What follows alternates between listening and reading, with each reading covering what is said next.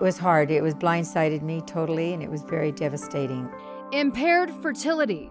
It comes as a huge blow to any young woman trying to start a family. But for Suzanne Stott, there was no question about the next step. I had always wanted to adopt since I was a young girl. It's always been with me. We talked about it even before we were married. But for us, it just opened another door, and we adopted from Korea our first child.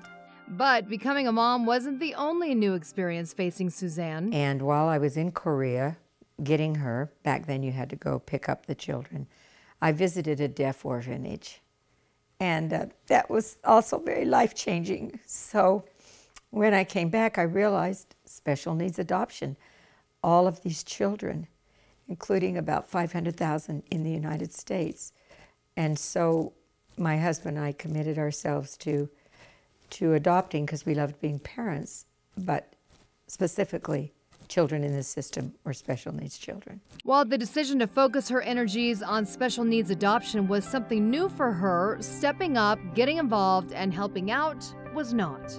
My parents were the prime example to me. They were always involved in the community and in their church, and they were quite energetic, enthusiastic people, as are all of my siblings. And so I just grew up thinking we should get involved. As a teenager, she spent years serving in the student government of the brand new Clearfield High and campaigning door to door for President John F. Kennedy. Later, she joined civil rights marches in California and met Dr. Martin Luther King. She also served an LDS mission in Germany before getting married. She has always taken to heart the words from Kennedy's inaugural speech. You know, ask not what your country can do for you, but what you can do for your country. I really believed it. Sounds quite naive now, but I still really believe it. As her family was growing, one adoption after another, Suzanne's urge to help others extended not just to her country, but to refugees from other countries as well.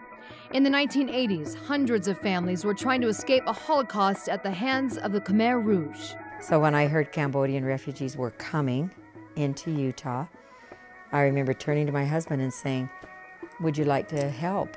And we just signed up, met our first family in '84, and we sponsored about 80 families. Suzanne enlisted the help of her family and friends to get these new immigrants settled in a new land. After many years, the people Suzanne helped from Cambodia are no longer refugees. Now they are lifelong friends. I mean, the most heinous, horrific things you can imagine happened to these dear people, and yet they came smiling and happy and were resilient. All the while, Suzanne continued volunteering to help adoptive families and children. And with several other adoptive parents, we got together and began Wednesday's Child.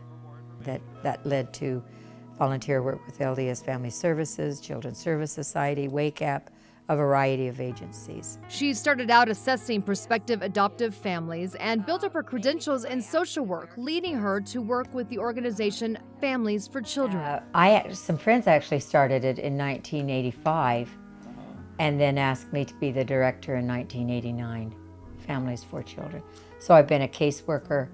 Director sounds kind of highfalutin, really. Much of Suzanne's work comes after a family makes the decision to adopt, guiding them through the process and helping them to understand what a successful adoption really is. Your definition of success may not be a high school diploma or a college degree or an LDS mission or a temple marriage or whatever else people in our society think is success. It's just hanging on and keeping the relationship going and not giving up. That is the kind of success that has filled Suzanne's cabinets and office with baskets of cards and pictures. Each one of these is a story of a wonderful family saying, we can do this, we can adopt. How shall we do it? And then I get to see the final result when they send me these wonderful pictures, and it's very gratifying. I'm still happy about adoption. I'd crawl on my knees to help somebody adopt. I still believe in it. And there are still so many thousands, even millions of waiting children.